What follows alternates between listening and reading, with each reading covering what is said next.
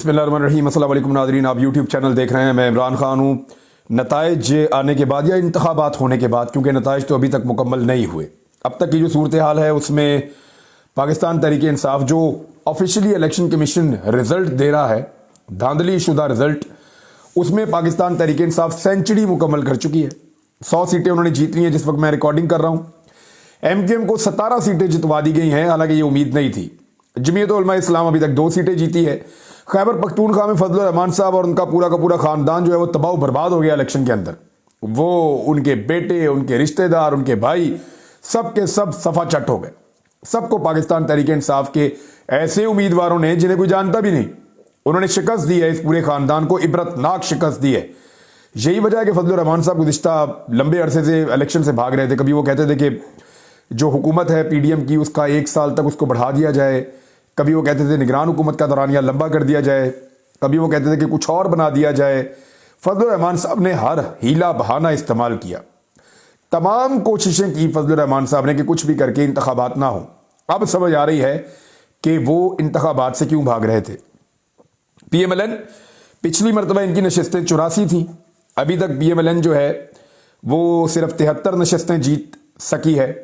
पिछली मरतबा आपको याद होगा अच्छी तरह कि 84 नशस्तें जीतकर PMLN जो है वो रो रही थी, पिट रही थी, और इस मरतबा 73 सीटें जीतने के बाद PMLN जो है वो खिलखिला रही है और जीत का ऐलान कर रही है। आपको समझ आ रही है क्यों हो रहा है? जरा समझिए आप कि पिछले मरतबा इलेक्शन में मुस्लिम लीग नून 80 से ज्यादा सीटें जीतने के बावजूद रो पीट रही थी। इस मरतबा वही मुस्लिम लीग नून 70 से कम सीटों पे प्रेस कॉन्फ्रेंस करके जश्न मना रही थी। क्यों? क्योंकि साड़ी गल हो गई है, और कोई बात नहीं है, सिंपल है। पाकिस्तान पीपल्स पार्टी पिछली मरतबा 54 जीती थी, अभी तक 54 जीती है, जबकि बाकी जमातों का नतीजा जो है वो आपके सामने। आज़ाद पाकिस्तान तहरीक इंसाफ से ताल्लुक़ रखने वाले 100 जीत चुके हैं अब तक।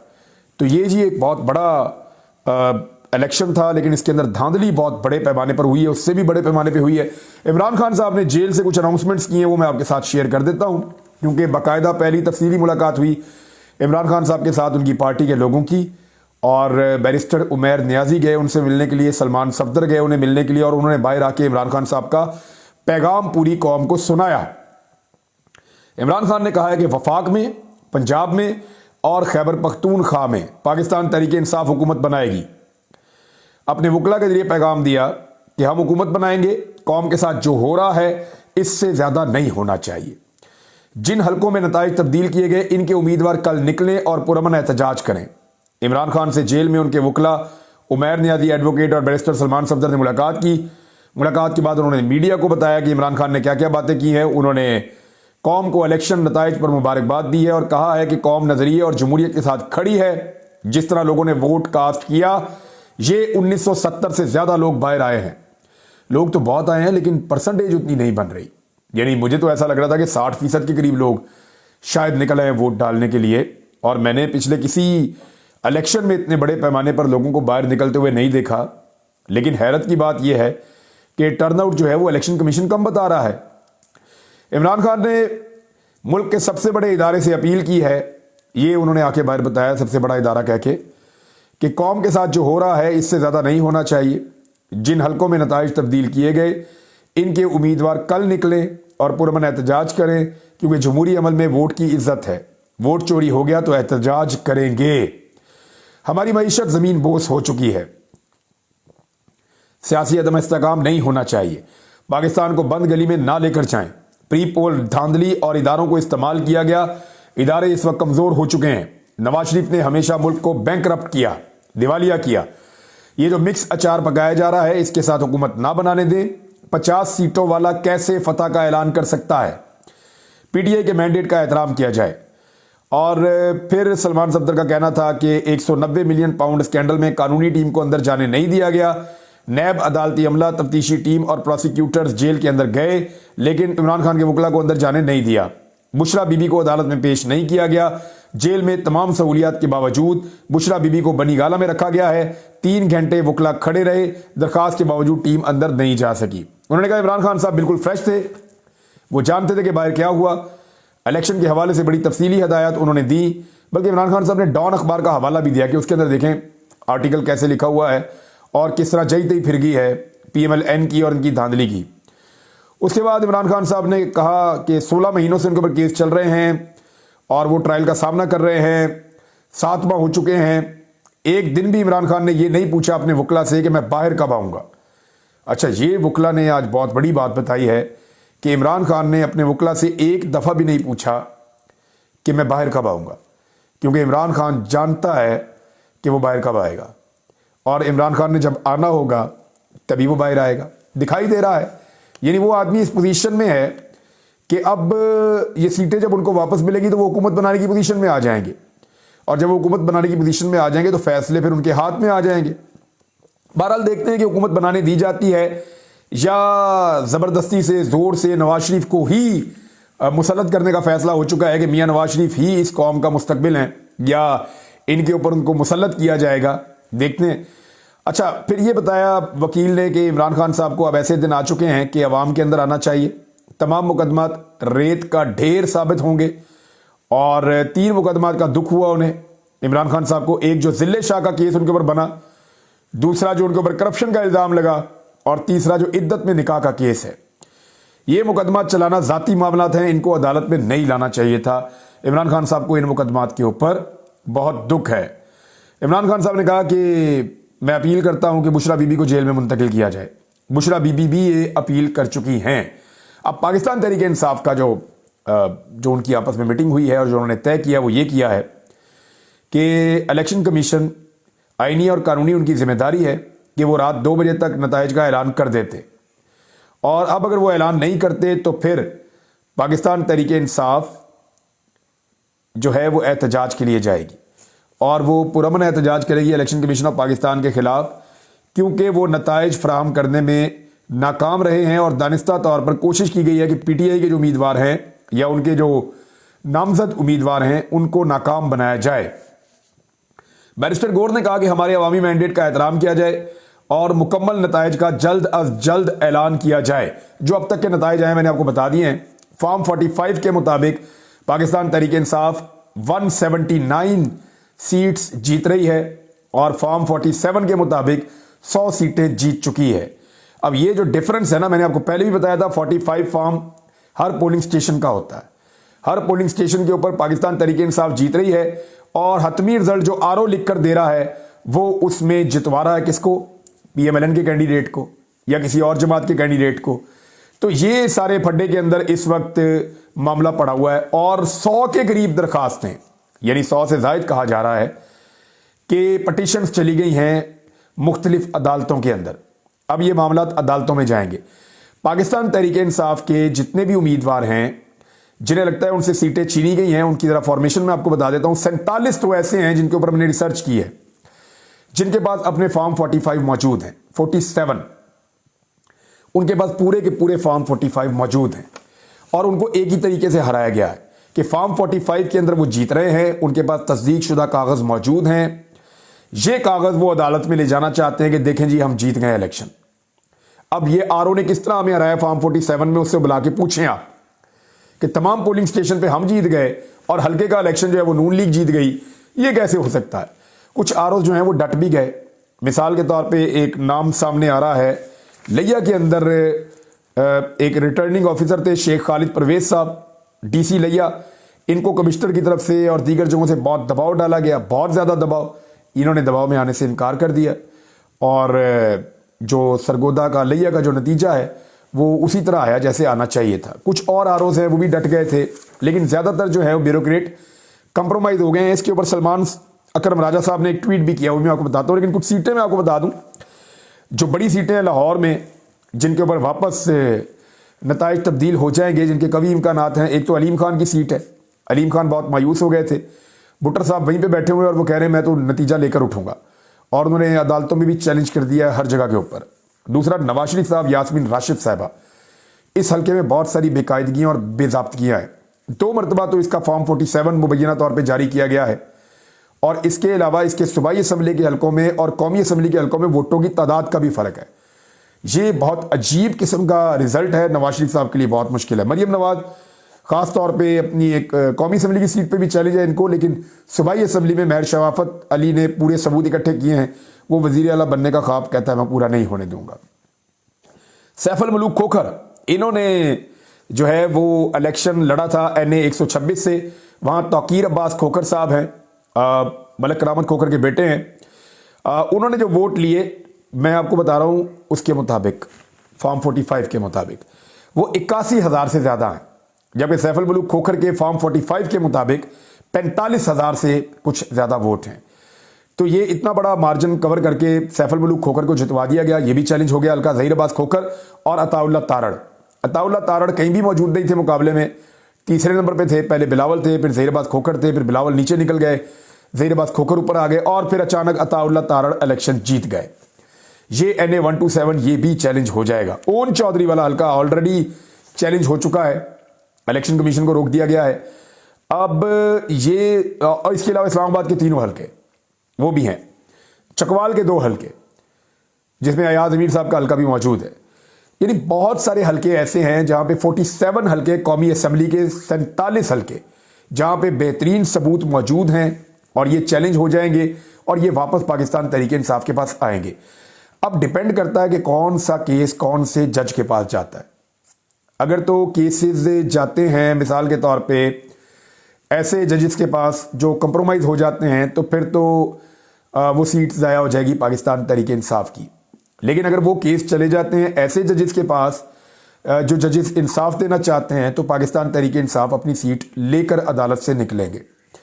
तो अब अगर इसके अंदर से आप 50-50 भी करें तो पाकिस्तान तहरीक इंसाफ की कौमी असम्बली में हुकूमत बन जाएगी अगर वो कामयाब हो जाते हैं नताइज लेने में। तो अब आ जाए एक और बात की तरफ कि पाकिस्तान तहरीक इंसाफ फर्ज करें अभी उनके पास 100 सीटें हैं, वो 20-25 और ले लेते हैं, वो 125 पे पहुंच जाएंगे मैक्सिमम। PMLN और नीचे चली जाएगी, उनसे छिन जाएंगी उनकी। पीपल्स पार्टी को कुछ डेंट पड़ जाएगा, MQM को प्रॉब्लम हो जाएगा कराची में, क्योंकि कराची में जो धांधली हुई है, सारे लोग अभी पंजाब की बात कर रहे हैं, इस्लामाबाद की बात कर रहे हैं, मुख्तलिफ इलाकों की बात कर रहे हैं। अभी तक किसी ने कराची की बात भी नहीं की। जो कराची के अंदर धांधली नहीं हुई वहां तो झुरलू फिर गया है। कई पोलिंग स्टेशन है जहां सारा दिन पोलिंग ही नहीं हुई, वोट डाले ही नहीं गए वहां पे और रिजल्ट आ गए हैं। और ऐसा खौफनाक इलेक्शन कराची के अंदर हुआ है कि इस जिले के अंदर तो पूरा का पूरा इलेक्शन दोबारा करवाना चाहिए।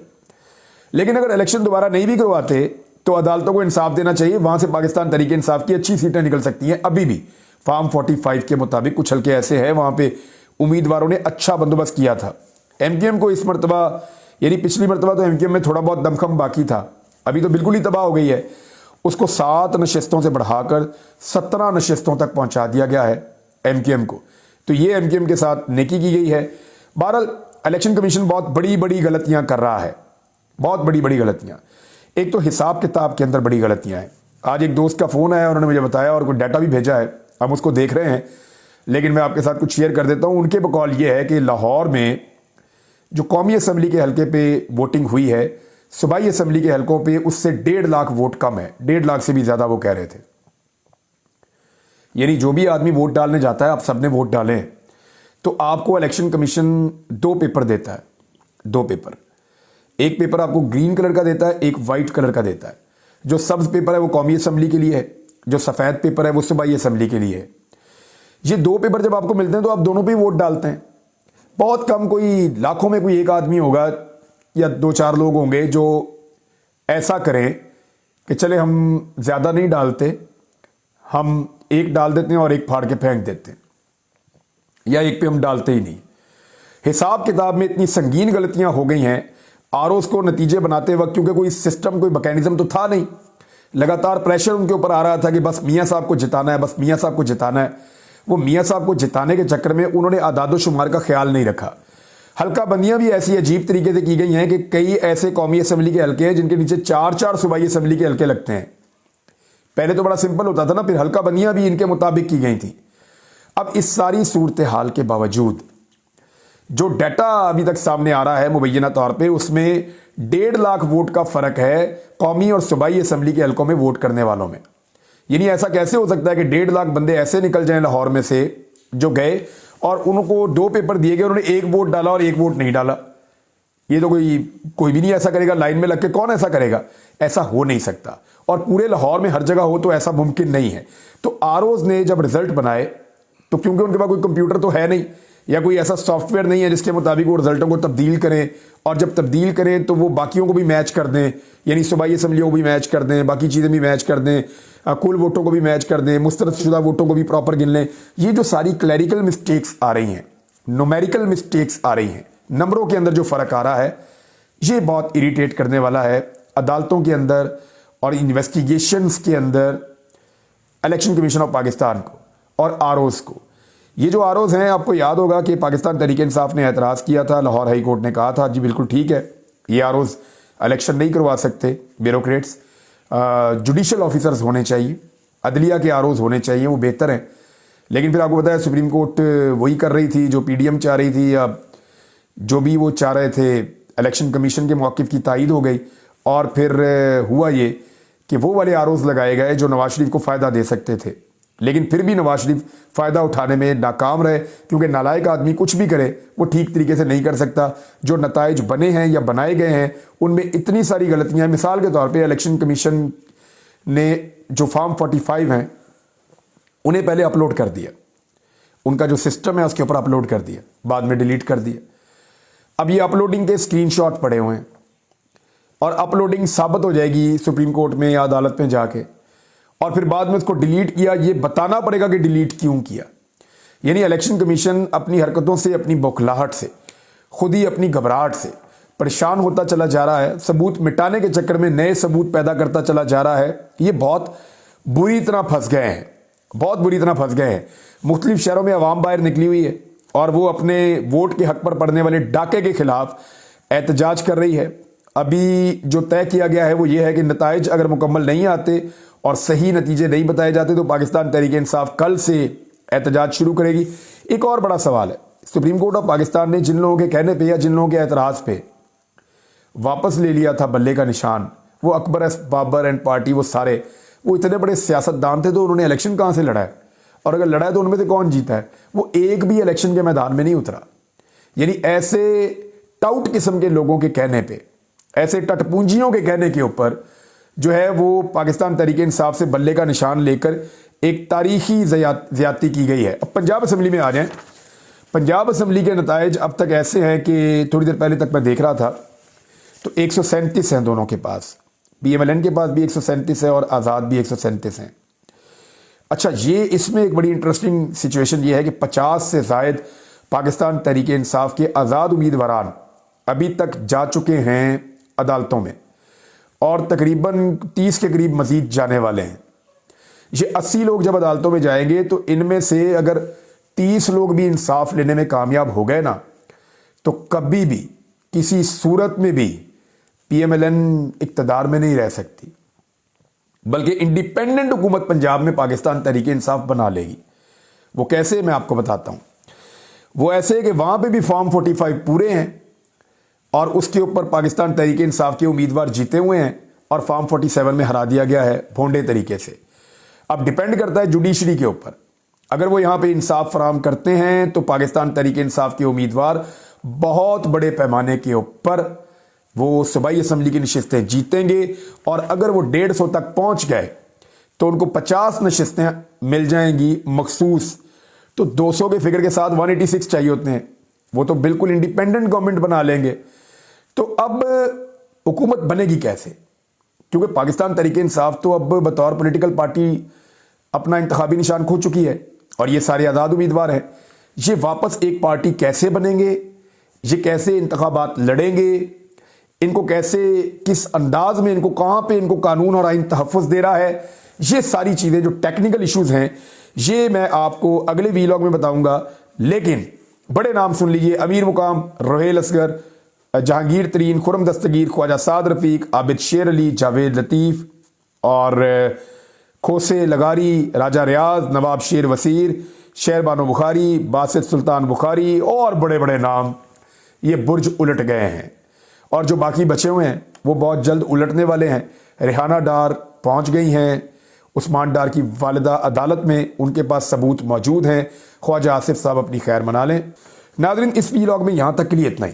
मैं आपको अगले वीलॉग में बताता हूँ कि हुकूमत कैसे बना सकती है पाकिस्तान तहरीक इंसाफ, जबकि उनके पास इस वक्त ना अपना इंतखाबी निशान है, ना उनके उम्मीदवार उनकी पार्टी का हिस्सा है।